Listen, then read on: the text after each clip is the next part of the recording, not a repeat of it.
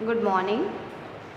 Let's continue our first chapter of history, that is the rise of nationalism in Europe. Our next topic is that is visualizing the nation. Visualizing the nation. While it is easy enough to represent a ruler through a portrait or a statue, how does one go about giving a face to a nation? While किसी ये बहुत easy है, easy enough कि आप represent कर सकते हो a ruler through a ruler को कैसे रिप्रेजेंट कर सकते हो through a portrait or a statue. How does one go about giving a face to a nation? किसी रूलर को एक पोएट्रेट और स्टैचू के रूप में आप रिप्रेजेंट कर सकते हो. रिप्रेजेंट करना आसान है, किंतु एक नेशन को चेहरा कैसे दिया जा सकता है? लेकिन एक नेशन को, एक कंट्री को चेहरा कैसे दिया जा सकता है? And artists in the 18th and 19th century. Artists in the 18th and 19th century found a way out by personifying a nation. And artists in the जो 18th और 19th century में जो आर्टिस्ट थे, आर्टिस्टों ने क्या किया था? राष्ट्र का मतलब पर्सोनिफाइंग मतलब मानवीकरण कैसे डिज़ाइन करके इस प्रश्न को हल किया था, इसका आंसर ढूंढा था. आर्टिस्ट ने 18th एंड 19th सेंचुरीज में उन्होंने एक रास्ता ढूंढा था, that is personifying a nation, मानवीकरण, राष्ट्र का मानवीकरण. And in other words they represented a country as if it was a person. और अदर वर्ड की अगर आप बात की जाए तो उन्होंने एक देश को कुछ यूं ही चित्रित किया है जैसे कोई व्यक्ति हो. और अदर वर्ड्स में देखा जाए तो दे रिप्रेजेंटेड अ कंट्री, आर्टिस्टों ने रिप्रेजेंट किया है country as if it were a person, कि मतलब कंट्री को एक पर्सन के रूप में उन्होंने रिप्रेजेंट किया है. And in a Nations were then portrayed as female figure. जो नेशंस हैं उस समय नेशन को फीमेल फिगर में प्रस्तुत किया गया था. ठीक है, नेशंस वर देन पोएट्रेट, नेशन को जो पोएट्रेट किया गया था आज फीमेल फिगर में नेशन को पोएट्रेट किया गया था. And the female form that was chosen to personify the nation did not stand for any particular woman in real life. The female form that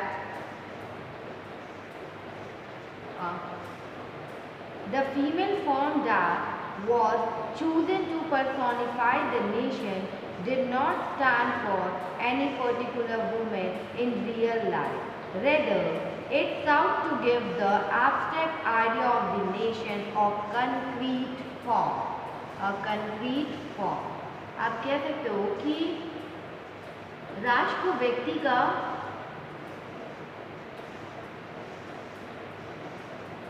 जब द फीमेल फॉर्म, जो आपने female form चुना था, that was chosen to personify, मतलब हमें nation को दर्शाने के लिए, नेशन को बताने के लिए हमने जिस फॉर्म को चुना था, did not stand for any particular women in real life. ठीक है, हमने जिस फीमेल फॉर्म को सेलेक्ट किया था अपने नेशन को दिखाने के लिए, अपने नेशन के पर्सोनिफाई को दिखाने के लिए, मानवीकरण को दिखाने के लिए, और एक्चुअल में did not stand for any particular women, मतलब अगर आप देखें तो वो डिड नॉट मतलब ऐसे कोई स्टैंड नहीं करता any particular women in real life. Real life में कोई भी मतलब एक्चुअल पर्टिकुलर वुमेन स्टैंड नहीं करती है नेशन के लिए, मतलब नेशन को दिखाने के लिए। And rather is sought to give the abstract idea of the nation a concrete form। और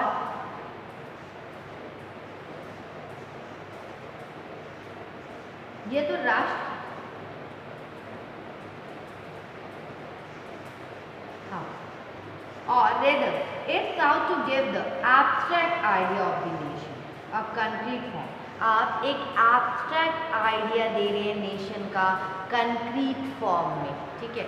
आप क्या कर रहे हो, एब्स्ट्रैक्ट मीन्स कि अगर हम कंक्रीट लें तो कंक्रीट हो जाता है कि आप एग्जाम्पल से किसी चीज़ को समझा रहे हो। जैसे छोटे बच्चों को सेब दिखाया गया कि 1 है 1, और एब्स्ट्रैक्ट एक्चुअल है कि आप डायरेक्टली उसको बता दे रहे हो। जैसे कि 1 + 1 2 होता है, तो आप सिर्फ 1 लिखोगे +1 = 2। आप उसको कुछ एग्जाम्पल देके नहीं समझा रहे हो। तो डैट इज जो आपके नेशन की जो वुमेन्स का मतलब जो पर्सोनिफिकेशन ऑफ द कंट्री था, वो एब्स्ट्रैक्ट में उसको शो किया गया। एब्स्ट्रैक्ट आइडिया नेशन को मतलब एक कंक्रीट फॉर्म में शो किया गया था कि कैसे उसका डिज़ाइन बना रहे हैं। और that is the female figure become N allegory of the nation। और when an abstract idea, for instance greed, envy, freedom, liberty, is expressed through a person or a thing, an allegorical story has two meanings, one literal and one symbolic।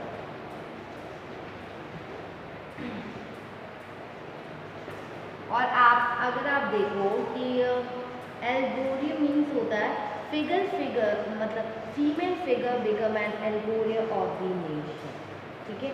मतलब हमारे nation को किस figure से describe किया गया है, that is female figure. And allegory means you can say कि ये एक एब्स्ट्रैक्ट आइडिया है। फॉर एग्जाम्पल आप ले सकते हो ग्रीड ले सकते हो, ईर्ष्या ईर्ष्या ले सकते हो, फ्रीडम स्वतंत्रता, लिबर्टी आपको मुक्ति, is express through a person और अ थिंग। इनमें से वो एक्सप्रेस करती है एक पर्सन और अ थिंग को।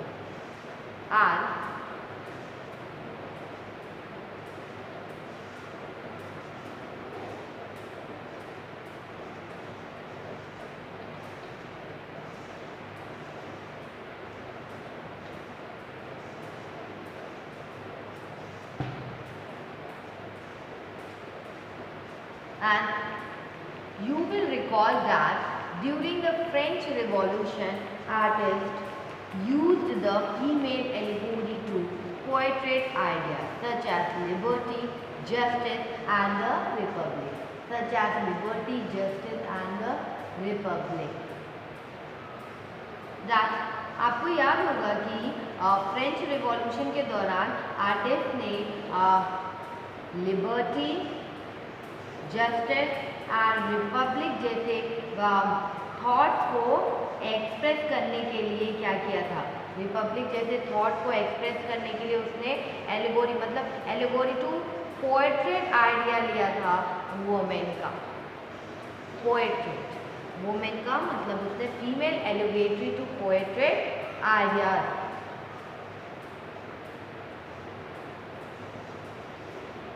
And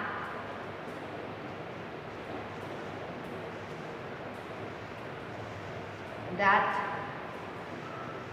these idols were represented through specific object or symbol। ये जो आइडियाज थे वो रिप्रेजेंट क्या करते थे थ्रू मतलब इनके जो आइडियाज थे वो कैसे मतलब एक्सप्रेस किए जाते थे, रिप्रेजेंट थ्रू मतलब स्पेसिफिक ऑब्जेक्ट और सिंबल से रिप्रेजेंट किए जाते थे।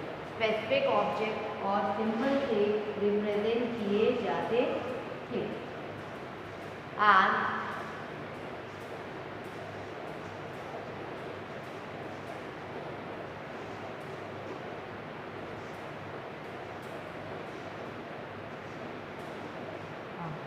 as you would would remember the attributes of liberty are the red cap or the broken chain, while justice is generally a blindfolded woman carrying a pair of weight scales. Carrying a pair of weight scales. अगर आप गौर करें तो मतलब हमारा जो represent मतलब specific object और symbol से ही रिप्रेजेंट किया जाता था। तो as you would remember the attribute liberty को रेड कैप में रिप्रेजेंट किया गया है कि जैसे कि आपको याद होगा कि लिबर्टी का जो सिंबल था दैट इज टोपी या टूटी जंजीर है, दैट इज टोपी क्या रेड कैप और मतलब टूटी जंजीर है। And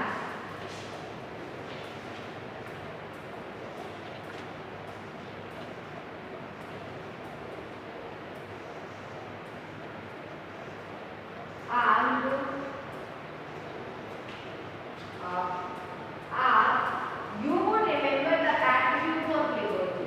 Liberty का जब आप एट्रीब्यूट देख रहे हो तो वो क्या है, एक रेड कैप है और ब्रोकन चेन, और उसकी चेन क्या है, टूटी हुई है। ठीक है, आज़ादी की जो बेड़ियां है वो टूटी हुई है और red cap. While justice is generally, और आपने देखा है कानून को या जस्टिस को हम जनरली कैसे सिंबल में ब्लाइंड सिंबल में शो करते हैं या स्पेशल थिंग में, that is a blindfold women रहती है जो कि कैरी करती है pair of weight. Blindfold women रहती है जो कि कैरी करती है pair of weight scale. And similar female allegories were invented by artists in the 19th century. जो फीमेल allegories थी वो उनको इन्वेंट किया आर्टिस्ट ने in the 19th century to represent the nation. 19th century में उनको मतलब उनको इन्वेंट किया गया और मतलब रिप्रेजेंट किया गया नेशन को। In France she was Christian Marinette, a popular Christian name, which underlined the idea of a people's nation. People's nation.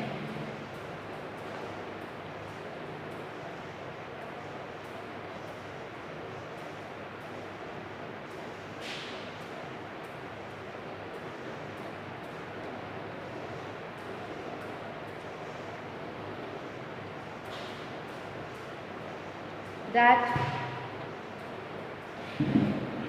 19th century में इन्वेंट किया गया था and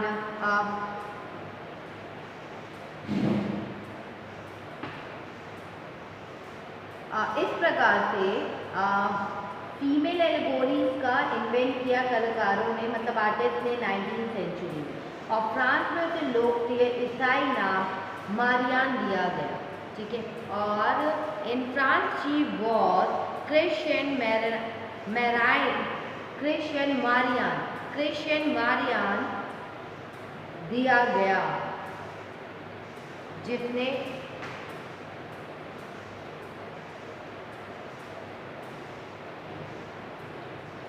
in France she was Christian Marianne a popular Christian name. ठीक है, France में क्या हुआ कि शी वॉज क्रिश्चियन मैरियान, मतलब कि वो कौन थी, क्रिश्चियन मैरियान थी।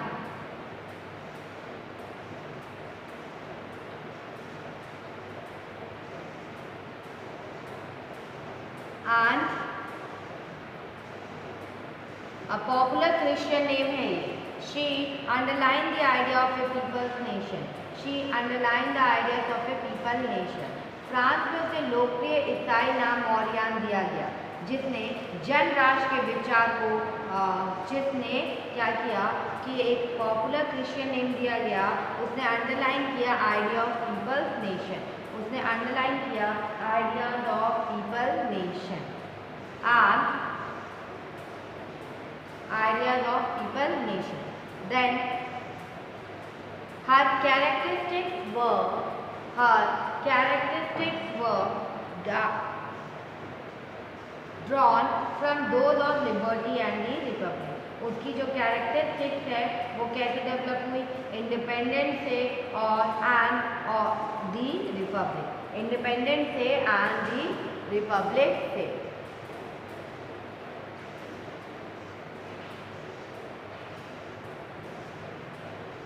And the red cap, the tricolor, the cockade, मतलब red cap, tricolour and cockade, मतलब जो कॉक होता है उसके ऊपर जो रेड कलर का रहता है दैट इज कॉकेट, आप उसे कलगी हिंदी में कहते हैं। And statues of Marianne, statues of Marian were erected in public square to remind the public of the nation symbol of unity and to persuade them to identify with it. Marian images were marked on coins and stamps.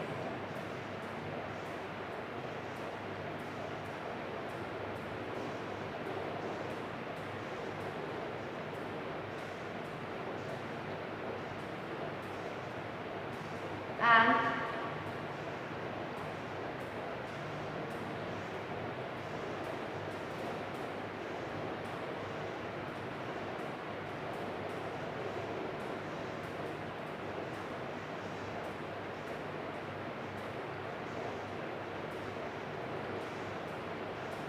Statue of Marianne की जो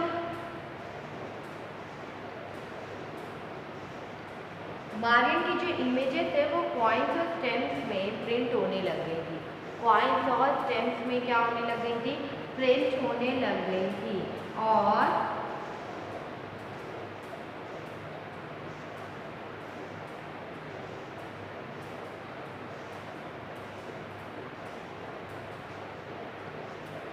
जो statue था Marian का वो erected in public square में लगाया गया, जिससे कि जो पब्लिक है वो अपने national symbol of unity and to pursuit them to identify it Marianne images were mount on coins and stamps. इसीलिए मतलब उनके इमेजेस को भी क्या किया गया, कॉइन्स एंड स्टेम्प्स में प्रिंट कर दिया गया। एंड सिमिलरली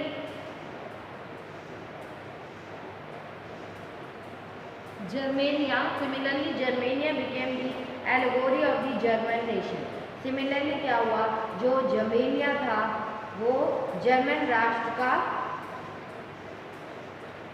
एंड जो जर्मेनिया था वो एलर्जी ऑफ जर्मन नेशन का बना, एलोगोरी।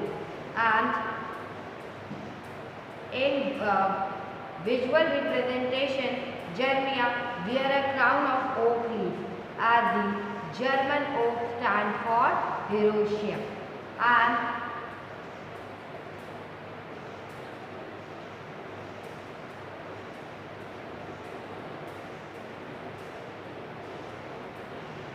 आप कह सकते हो कि इन विजुअल रिप्रेजेंटेशन जो जर्मनिया है, जर्मेनिया वेयर क्राउन, जर्मेनिया ने हमेशा क्राउन किसका पहना है, ओक लीफ का, as the German oak stand for heroism.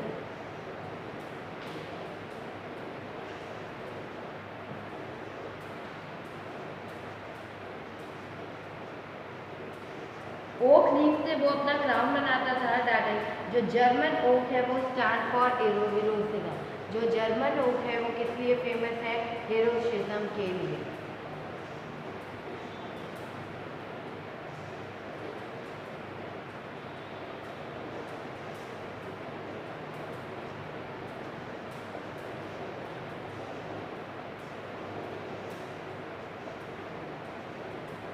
That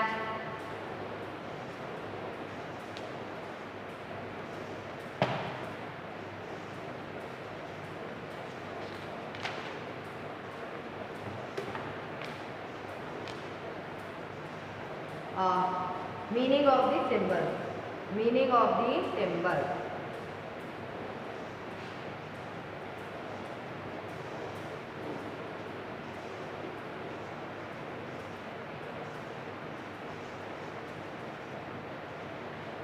Attribute. Attribute significance. Broken chain. Being freed. Broken chain being freed. मतलब ब्रोकन चेन का ये तो आपका एट्रीब्यूट हो गया, मतलब गुण हो गए, और सिग्निफिकेंस उसकी इम्पोर्टेंस क्या है, उसका महत्व क्या है, उसकी इम्पोर्टेंस क्या है, उसका महत्व क्या है।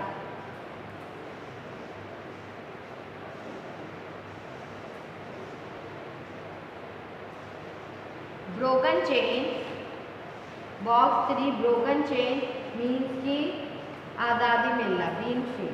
और ब्रेस्ट प्लेट विथ ईगल मतलब टूटी हुई बेड़िया, नहीं सॉरी, हाँ नहीं, बीज बाघ छाप कवच, बाघ छाप कवच, बाघ छाप कवच।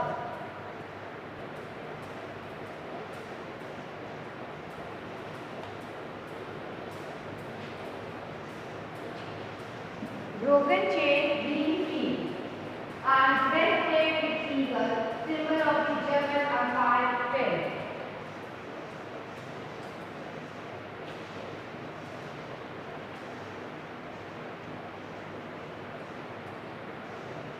Broken chain, टूटी हुई बेड़ियां मतलब आजादी मिलना। Second,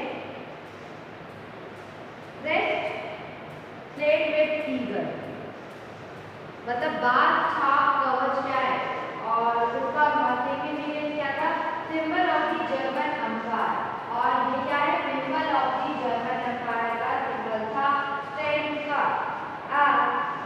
crown of oak leaf, crown of oak leaf हमेशा ही ब्रेव को शो करता है, ठीक है, हीरो शो करता है, हीरो एंड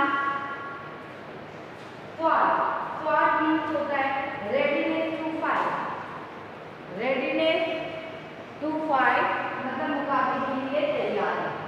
और olive branch around the sword मतलब तलवार पर जो लिपटी, मतलब ऑलिव ऑयल जो स्वॉर्ड पे लगाई जाती है, ठीक है। विलिंगनेस टू मेक पीस मतलब विलिंगनेस टू मेक पीस, शांति की चाह।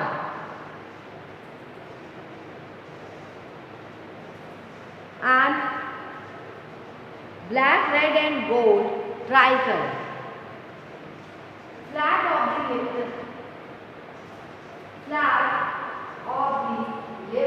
Nationalist in 1848 banned by the Dukes of the German states, banned by the Dukes of the German states, and rays of the rising sun, being of a new era, being of a new era.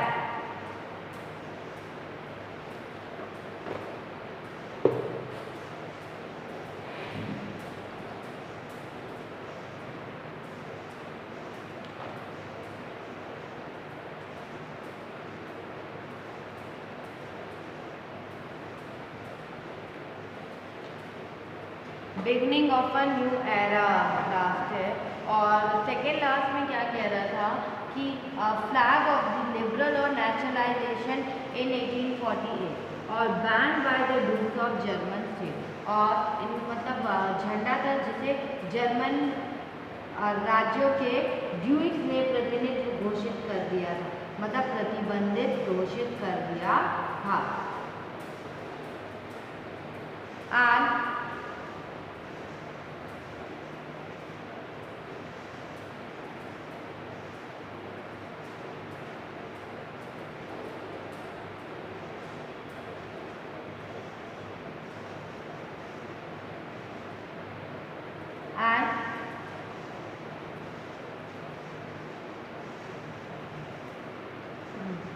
let's see figure 18, the fallen Germania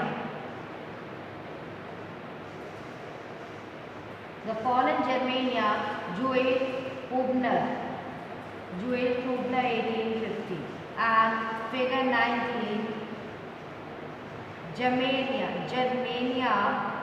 guarding the Rhine. Germania guarding the Rhine. Rhine नदी पर गहरा पहरा देती Germania. राइन नदी पर पहरा देती Germania. 1860 में द आर्टिस्ट लॉरेंस क्लासन को ये चित्र बनाने को काम दिया गया. 1860 में यह वर्क दिया गया था Lawrence Klaasen. And the inscription of Germania sword read the German word protect the German right. The German तलवार जर्मन राइट की रक्षा करते हैं. जर्मन तलवार जर्मन राइट की रक्षा करते हैं. And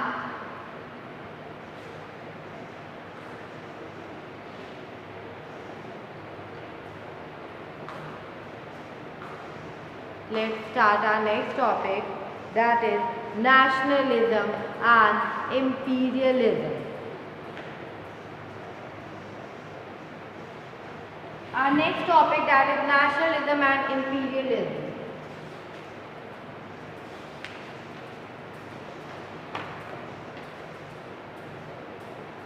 Our last topic of this chapter, nationalism and imperialism.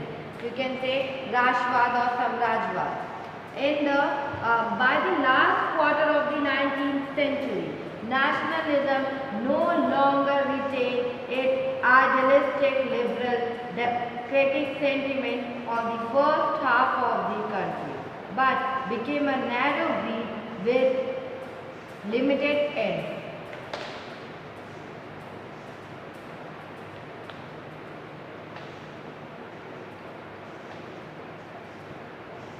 19th century के end चौथाई तक, मतलब quarter of the 19th century, last quarter of the 19th century.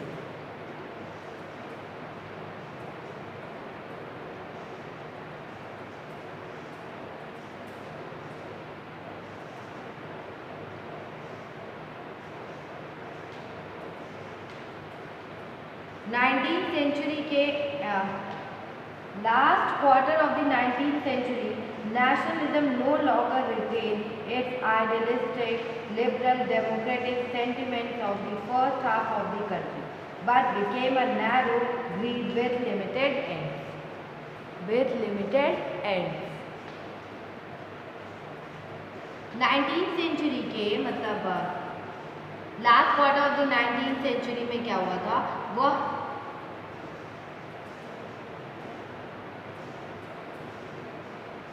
No longer retain, जो आइडियलिस्टिक था that liberal democratic sentiment of the first half of the जो country था, ऐसा अब कुछ भी नहीं रह गया था. एंड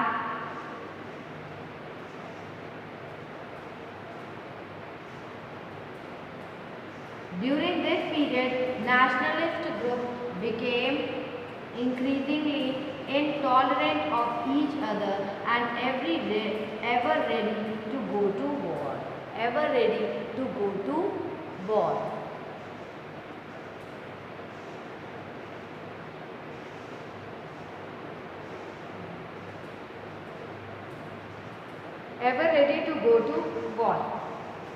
इस बीच के दौर में ड्यूरिंग दिस पीरियड जो नेशनलिस्ट ग्रुप से बिकम इंक्रीजिंगली टॉलरेंट, ठीक है, increasingly tolerant of each other और ever ready to go to war.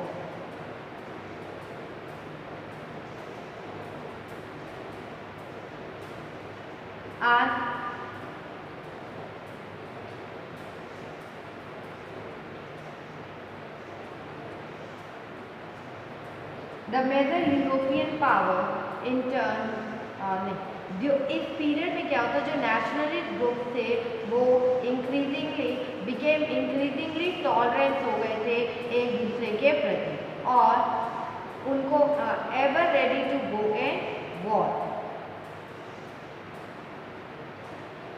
मतलब हमेशा वो लोग तैयार रहते थे कि जब भी बुलाया जाएगा वॉर पे वो लोग जाएंगे, जब भी वॉर पे बुलाया जाएगा वो लोग जाएंगे। And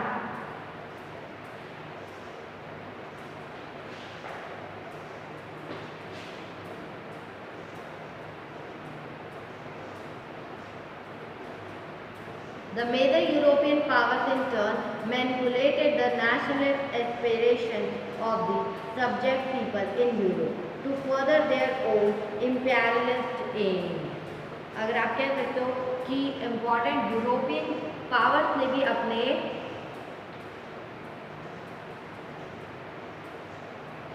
European powers in turn manipulate the nationalist aspiration of the subject peoples in India to further add this to imperialist aims.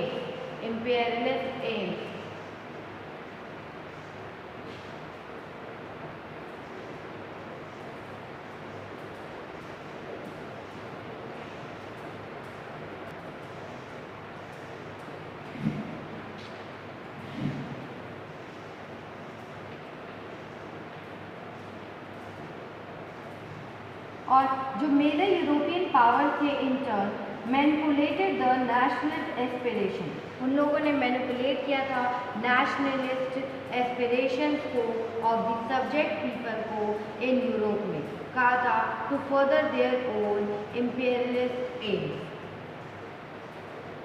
साथ ही मतलब जितने भी यूरोपियन पावर्स थे, यूरोपियन पावर्स ने भी अपने सोशलिज्म एम्स की प्राप्ति के लिए अधीन लोगों की आकांक्षाओं का इस्तेमाल किया।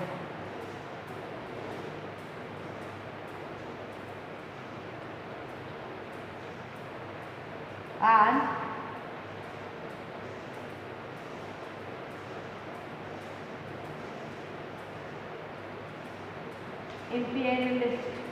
imperialist aims का यूज किया गया है ज़्यादा।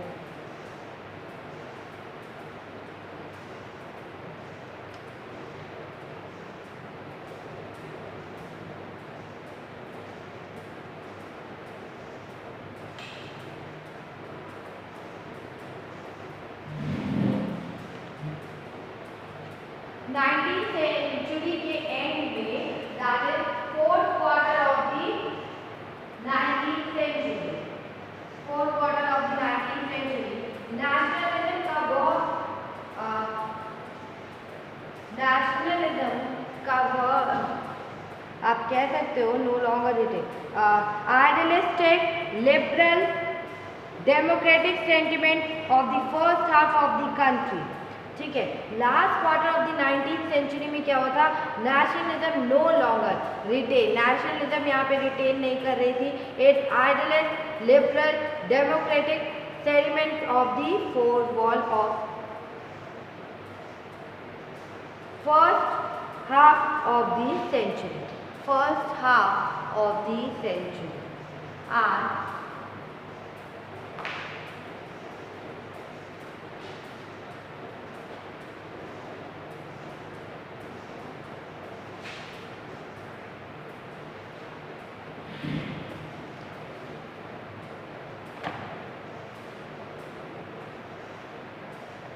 by the last quarter of the 19th century, nationalism no longer retained its idealistic, liberal, democratic sentiments of the first half of the century, but become a narrow breach with limited end. और अगर आप देखें तो first last quarter of the 19th century में nationalism no longer remained. Nationalism क्या नहीं रह गई थी, नेशनलिज्म का वो idealistic liberal democratic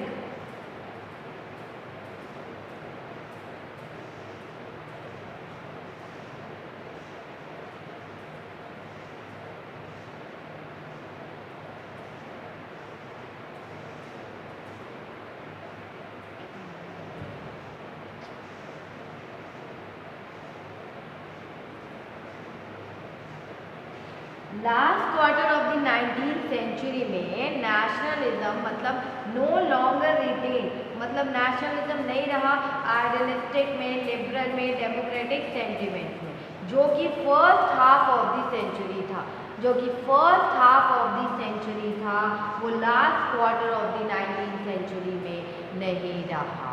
first half of the जो सेंचुरी था उसमें जो चीज़ें थी वो हमारी फर्स्ट मतलब last quarter of the century 19th century में क्या हुआ था, first half of the century में क्या कि बट बिकेम अ नैरो, वहाँ पे मतलब उतना ज़्यादा आप कह सकते हो कि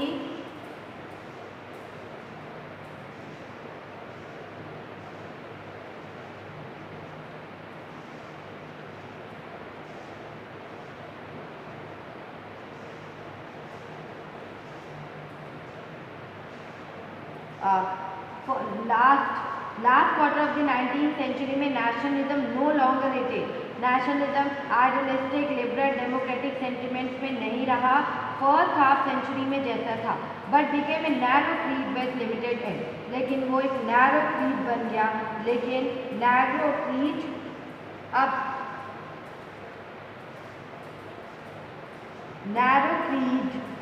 नैरो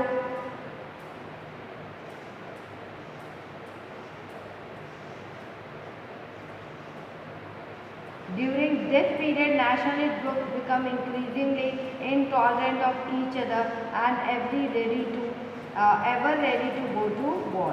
और इस पीरियड में क्या है, जो नेशनलिस्ट ग्रुप्स है वो became increasingly tolerant कर रहे हैं और कह रहे हैं कि जब भी युद्ध होगा तब ही हम जाने को तैयार हैं, जब युद्ध हो जाए तब हम जाने को तैयार हैं। And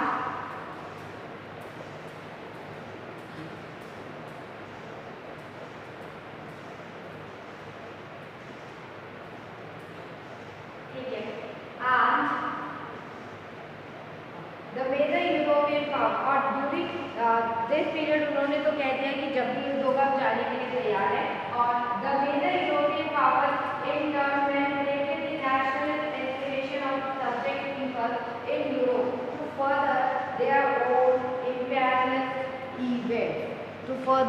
own imperialist event, अगर आप कहो तो डैट इज साथ ही जो वो यूरोपियन पावर ने अपने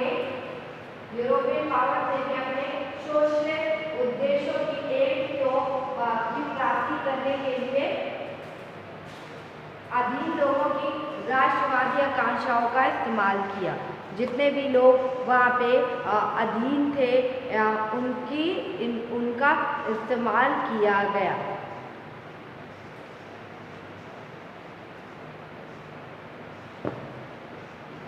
उनकी राष्ट्रवादी आकांक्षाओं का इस्तेमाल किया गया, उनकी राष्ट्रवादी आकांक्षाओं का इस्तेमाल किया गया।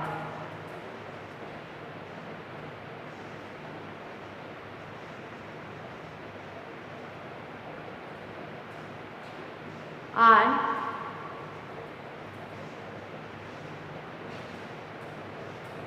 the most serious source of nationalist tension in Europe after 1871 was the area called the Balkan. 1871 के बाद यूरोप में बहुत गंभीर नेशनलिस्ट टेंशन का, नेशनलिस्ट मतलब the most serious source of nationalist, जो मोस्ट सीरियस सोर्स था वो नेशनलिस्ट का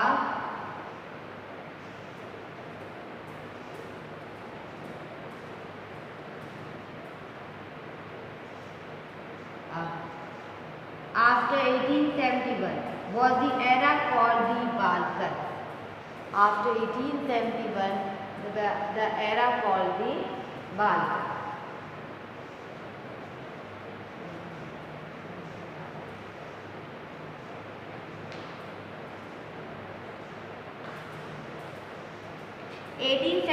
के बाद यूरोप में गंभीर नेशनलिस्ट तनाव या नेशनलिस्ट टेंशन का जो सोर्स था वो बाल्कन क्षेत्र था। जो उसका सोर्स था कहाँ पे ये हुआ था, एक्सप्लोर आफ्टर नहीं 1871 में हुआ था। और ये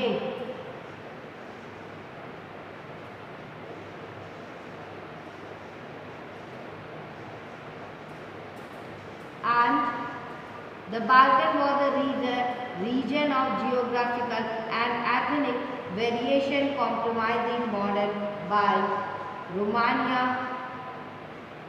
Bulgaria, Albania, Yunnan, Macedonia, Croatia,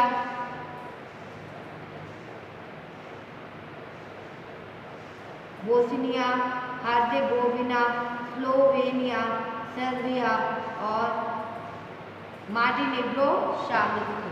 मार्टिनेग्रो included थे।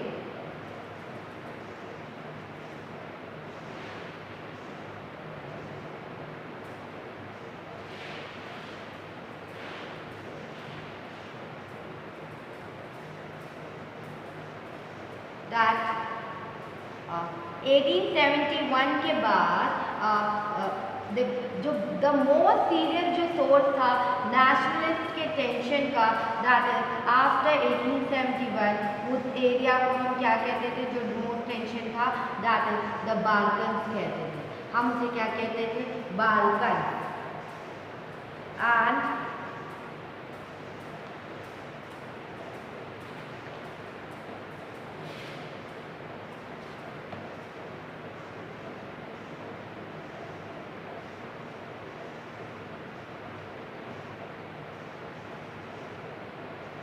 और क्या बोलते हैं, ये जो एरिया था the Balkan for the region, मतलब ये एरिया है जियोग्राफिकल और एथनिक वेरिएशन का, और इसमें कॉम्प्रोमाइजिंग मॉडर्न भी, ठीक है।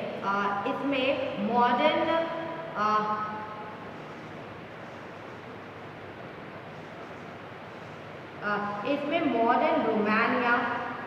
मॉडर्न रोमानिया, बुल्गारिया, अल्बानिया, यूनान, मैसिडोनिया, क्रोएशिया और क्रोएशिया एंड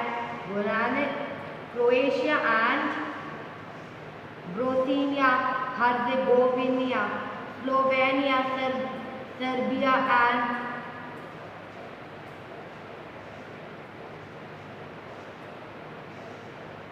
मॉन्टेनेग्रो शामिल थे।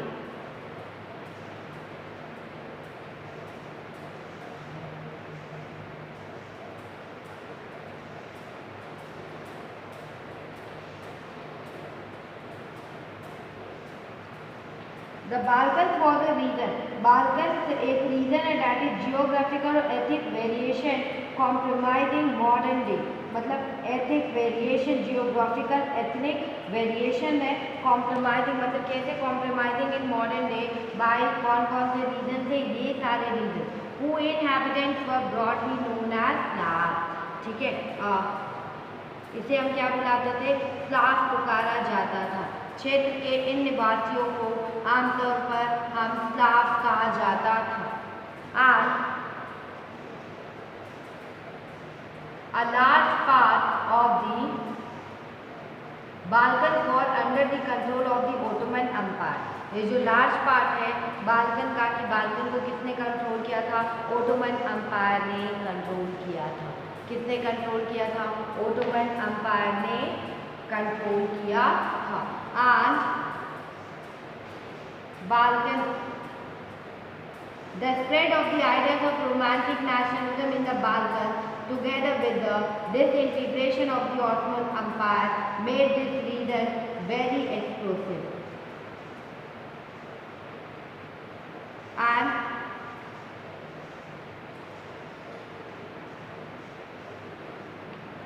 a large part, the spread of the ideas, Balkan area में जो रोमानिया है, रोमानियन नेशनलिस्ट के विचारों के फैलने और ऑटोमन साम्राज्य के विघटन से स्थिति काफी विस्फोटक हो गई।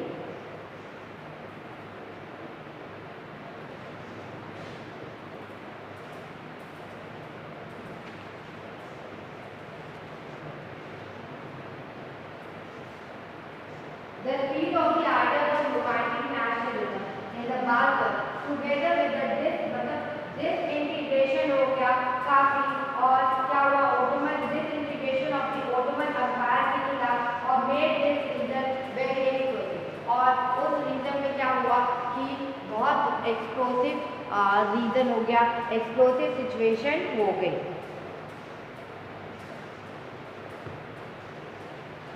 बालकन क्षेत्र में रूमानी राष्ट्रवाद के विचारों से फैलने और ऑटोमन सम्राट के बेहतर से स्थिति काफी विस्फोट हो गई।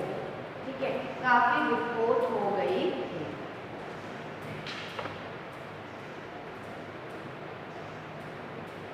And